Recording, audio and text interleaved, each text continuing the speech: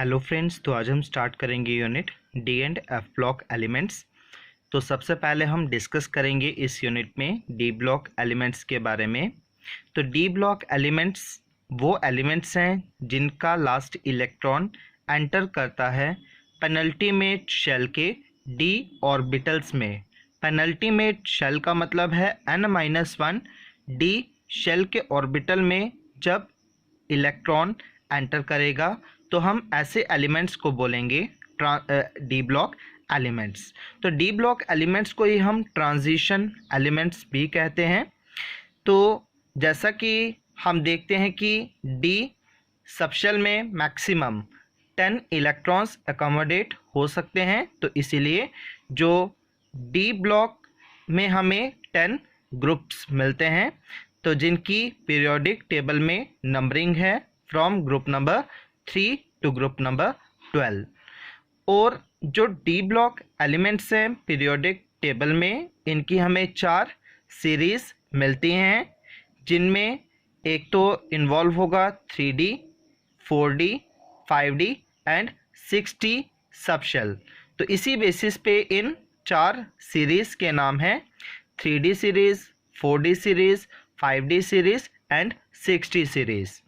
तो जो 3D series है उसको हम फर्स्ट ट्रांजिशन सीरीज़ कहते हैं।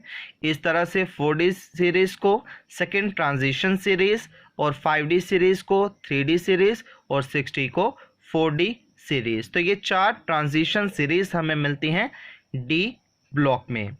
और इन डी ब्लॉक एलिमेंट्स को हम ट्रांजिशन एलिमेंट्स कहते हैं। तो ट्रांजिशन का मतलब होता है चेंज होना।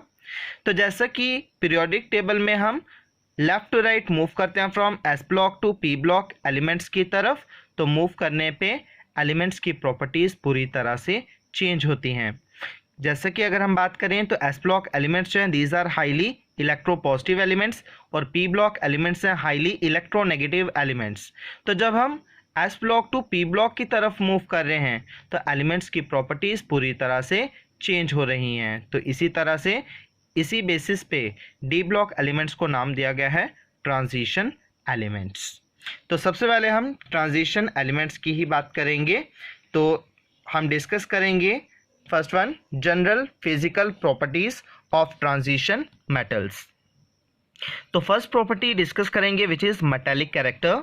तो ट्रांजिशन मेटल्स जो हैं ये मेटेलिक नेचर को शो करते हैं, और इनका जो मेटेलिक कैरेक्टर है वो डिक्रीज होता है जब हम ट्रांजिशन सीरीज़ के along left to right move करते हैं। क्योंकि जो मेटेलिक बॉन्ड्स होती हैं ट्रांजिशन मेटल्स में वो काफ़ी ज़्यादा हमें स्ट्रॉन्ग मिलती हैं, क्योंकि इनमें जो इफ़ेक्टिव न्यूक्लियर चार्ज है वो काफ़ी ज़्यादा होता है, और इनमें नंबर ऑफ़ वैलेंस इलेक्ट्रॉन्स भी काफ़ी ज़्यादा हैं। तो ट्रांजिशन मेटल्स जो हैं ये काफ़ी ज़्यादा हार्ड हैं, और इनकी डेंसिटी भी हमें काफ़ी ज़्यादा हाई मिलती है, सेम रीजंस की वजह से, due to stronger metallic bonds. Then second property discuss करेंगे विच इज़ एटॉमिक रेडियाई। तो ट्रांजिशन सीरीज़ में जब हम लेफ़्ट टू राइट मूव करते हैं तो एटॉमिक रेडियाई डिक्रीज़ होता है, क्योंकि जब हम लेफ़्ट टू राइट मूव करेंगे तो मूव करने पे न्यूक्लियर चार्ज इंक्रीज़ होता है, जो कि एक्सपेक्टेड है। पर लेकिन ये जो एटॉमिक रेडियाई डिक्रीज़ होता है तो ये ज़्यादा डिक्रीज़ नहीं होता है, हमें स्मॉल डिक्रीज मिलता है, क्योंकि जो लास्ट इलेक्ट्रॉन एंटर करेगा वो एंटर होता है n-1 डी सबशेल में, तो जो कि स्क्रीन करता है आउटर मोस्ट ns इलेक्ट्रॉन्स को। तो जिसकी वजह से इफेक्टिव न्यूक्लियर चार्ज इंक्रीज तो होगा, पर लेकिन ज़्यादा इंक्रीज नहीं होगा, स्लाइटली इंक्रीज होता है। तो इसी वजह से एटॉमिक रेडियाई जो है वो स्लाइटली डिक्रीज होगा। देन फर्दर हमें इसमें कुछ एक्सेप्शंस भी मिलती हैं, कि जैसे कि हमने कहा कि एटॉमिक रेडियाई जो है एलिमेंट्स का वो डिक्रीज होता है जब हम लेफ़्ट टू राइट मूव करते हैं, पर लेकिन जो एंड के एलिमेंट्स हैं तो towards the end of the transition series तो हमें एटॉमिक नंबर के बढ़ने पे एटॉमिक रेडियाई में थोड़ा सा इंक्रीज भी देखने को मिलता है। ऐसा इसलिए है क्योंकि जब लास्ट के एलिमेंट्स की हम बात करें तो वहाँ पे डी सबशेल में इलेक्ट्रॉन्स की पेयरिंग होना स्टार्ट हो जाती है, तो जिसकी वजह से इंटर इलेक्ट्रॉनिक रिपल्शंस का मैग्नीट्यूड हमें ज़्यादा मिलता है, जो कि ओवर पावर करता है to the increased nuclear charge. तो इंटर इलेक्ट्रॉनिक रिपल्शंस का मैग्नीट्यूड ज़्यादा होने की वजह से हमें साइज जो है वो थोड़ा लार्ज मिलता है। तो इसी तरह से जो लास्ट वाले एलिमेंट्स हैं ट्रांजिशन सीरीज में, उनका एटॉमिक रेडियस हमें स्लाइटली इंक्रीज मिलता है। देन नेक्स्ट अगर हम बात करें property which is ionic radius, तो एटॉमिक रेडियस की ही तरह आयनिक रेडियस जो है एलिमेंट्स का वो भी डिक्रीज होता है एटॉमिक नंबर के बढ़ने से due to increase in nuclear charge. तो अगर हम बात करें इन ट्रांजिशन एलिमेंट आइंस की, तो इनके जो आइंस हैं अगर आइंस के ऊपर सेम चार्ज प्रेजेंट होगा तो ऐसे केस में जैसे जैसे एटॉमिक नंबर बढ़ेगा तो एटॉमिक नंबर के बढ़ने पे आयनिक रेडियस स्लाइटली डिक्रीज होगा। देन अगर हम बात करें अब लास्ट वाले एलिमेंट्स की, जैसे फर्स्ट ट्रांजिशन सीरीज के अगर हम लें कॉपर आइन एंड जिंक आइन, तो कॉपर आइन की अगर हम बात करें तो उसकी जो कॉन्फ़िगरेशन हमें मिलेगी वो होगी 3d9, और इसी तरह से जो जिंक आइन है उसकी कॉन्फ़िगरेशन होगी 3d10। तो अब जिंक आइन में जो 3d10 है मीन्स सारे इलेक्ट्रॉन्स फुली फिल्ड हैं, तो जिसकी वजह से इंटर इलेक्ट्रॉनिक रिपल्शंस जो होंगी 3d10 इलेक्ट्रॉन्स में वो काफ़ी ज़्यादा होंगी, तो जिसकी वजह से जिंक आइन जो है उसका साइज हमें ज़्यादा मिलेगा as comparison to copper ion. The next property is ionization potential. तो जैसे कि हमने कहा कि लेफ्ट टू राइट जब हम ट्रांजिशन सीरीज के अलॉन्ग मूव करते हैं तो एटॉमिक रेडियस की वैल्यू डिक्रीज होती है, तो उससे आयनाइजेशन एनर्जी की वैल्यू इंक्रीज होगी जब हम लेफ्ट टू राइट मूव करेंगे अलोंग द ट्रांजिशन सीरीज। पर लेकिन ये जो ट्रांजिशन सीरीज के अलोंग मूव करने पे हमें आयनाइजेशन एनर्जी में लार्ज डिक्रीज नहीं मिलता है, इनकी वैल्यू ज़्यादा डिक्रीज नहीं होगी।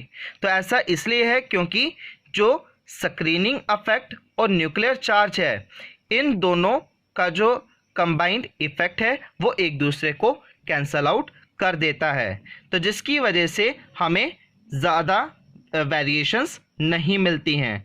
There is slight variations in the values of ionization potential, क्योंकि जो स्क्रीनिंग इफेक्ट और न्यूक्लियर चार्ज है ये एक दूसरे के इफेक्ट को कैंसल आउट कर देता है। तो अब अगर हम बात करें जिंक, कैडमियम और मरकरी की, तो इनका आयनाइजेशन पोटेंशियल की वैल्यू हमें काफ़ी ज़्यादा हाई मिलती है क्योंकि इनमें फुली फिल्ड ऑर्बिटल्स हैं n-1 जो D10 कन्फिग्रेशन और NS2 कन्फिग्रेशन हमें मिलती है, तो जिसमें कि फुली फिल्ड ऑर्बिटल्स हैं, तो फुली फिल्ड ऑर्बिटल्स हमें पता है शो करते हैं हायर स्टेबिलिटी को। तो stable configuration, extra stable configuration की वजह से ही इन एलिमेंट्स का आयनाइजेशन पोटेंशियल हमें काफ़ी ज़्यादा हाई मिलेगा। देन नेक्स्ट प्रॉपर्टी की बात करें which is melting and boiling point. तो ट्रांजिशन एलिमेंट्स का जो मेल्टिंग और बॉइलिंग पॉइंट है जब हम लेफ्ट टू राइट मूव करते हैं तो up to middle firstly increase होता है और उसके बाद डिक्रीज होना शुरू हो जाता है। तो पहले ये इंक्रीज इसीलिए होता है क्योंकि जब हम लेफ्ट टू राइट मूव करते हैं ट्रांजिशन सीरीज के अलॉन्ग तो नंबर ऑफ अनपेयर्ड इलेक्ट्रॉन्स बढ़ते जाएंगे, क्योंकि जब हम लेफ्ट टू राइट मूव कर रहे हैं पहले हमें D1 कन्फिग्रेशन मिलेगी, देन D2, D3, D4, इस तरह से नंबर ऑफ अनपेयर्ड इलेक्ट्रॉन्स पहले बढ़ेंगे और 5 के बाद इलेक्ट्रॉन्स की पेयरिंग जैसे ही स्टार्ट होगी तो पेयरिंग होने पे नंबर ऑफ अनपेयर्ड इलेक्ट्रॉन्स भी डिक्रीज होना शुरू हो जाएंगे। तो अप टू द मिडल जब नंबर ऑफ अनपेयर्ड इलेक्ट्रॉन्स बढ़ते जाएंगे तो बढ़ने पे नंबर ऑफ मेटेलिक बॉन्ड्स भी बढ़ेंगी, तो जितनी ज़्यादा मेटेलिक बॉन्ड्स होंगी तो उसकी वजह से मेल्टिंग पॉइंट भी हमें उतना ज़्यादा मिलेगा। तो इसी तरह से up to middle firstly melting point बढ़ता है और उसके बाद डिक्रीज होता है। पर यहाँ पे हमें कुछ एक्सेप्शन भी देखने को मिलती है, जैसे कि अगर हम बात करें मैग्नीज है या टेक्नीशियम है तो इन एलिमेंट्स का लो मेल्टिंग पॉइंट हमें मिलता है। तो ऐसा इसलिए है क्योंकि मैग्नीज और टेक्नीशियम में एग्जैक्टली हाफ फिल्ड कन्फिग्रेशन है D5 कन्फिग्रेशन, तो D5 की हमें एक्स्ट्रा स्टेबिलिटी मिलेगी। तो एक्स्ट्रा स्टेबल कन्फिग्रेशन की वजह से इनमें जो मेटेलिक बॉन्ड्स होंगी वो वीक होंगी, तो वीक बॉन्ड्स की वजह से ही इन एलिमेंट्स का मैग्नीज और टेक्नीशियम का मेल्टिंग पॉइंट भी एक्सेप्शनली लो होगा। और इस तरह से अगर हम बात करें लास्ट वाले एलिमेंट्स की इन सीरीज में जिंक, कैडमियम, मरकरी, तो इनका भी मेल्टिंग पॉइंट हमें लो मिलेगा क्योंकि इनमें D10 कन्फिग्रेशन होगी। तो D10 है तो इसकी तो हमें काफ़ी ज़्यादा स्टेबिलिटी मिलेगी, तो स्टेबल होने की वजह से मेटालिक बॉन्ड्स काफ़ी ज़्यादा वीक होंगी। तो इसी तरह से जिंक, कैडमियम, मरकरी का मेल्टिंग पॉइंट काफ़ी ज़्यादा लो होगा। तो यह property melting and boiling point. The next property की हम बात करेंगे विच इज़ ऑक्सीडेशन स्टेट। तो ट्रांजिशन एलिमेंट्स की ये काफ़ी ज़्यादा इंपॉर्टेंट प्रॉपर्टी है ऑक्सीडेशन स्टेट। तो ऑक्सीडेशन स्टेट्स की अगर हम बात करें तो transition elements variable oxidation states को शो करते हैं, इनकी कोई फिक्स ऑक्सीडेशन स्टेट नहीं है।